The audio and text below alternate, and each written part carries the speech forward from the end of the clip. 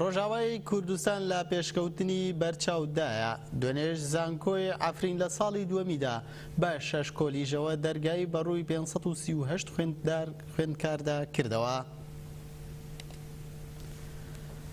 بەڕێوەبەراتی زانکۆی ئافرین لە 26 ئەیلولی ئەم ساڵدا ئەنجامنامەی وەرگرتنی خوێندکارانی ڕاگەیان لە کۆی 538 خوێندکار 250 خوێندکاریان بۆ بەشەکانی پزیشکی، ئابووری، ئەندازیاری وزەی کارەبا، ئەندازیاری کشت و کاڵ، ڕاگەیاندن و وێژەی کوردی وەرگرت. دوێنێش زانکۆی ئافرین بۆ خوێندنی ساڵی 2016-2017 دەرگای بەڕووی خوێندکاراندا کردەوە.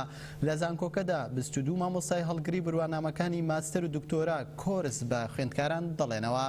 لە زانکۆی ئافرین 6 تاقیگە و فێرگەی بوارەکانی پزیشکی، ئەندازیاری و کۆمپیوتەر زیادیان کردووە و تەواوی کەل و پەل و پێداویستەکانی زانکۆکەش دابین کراوە.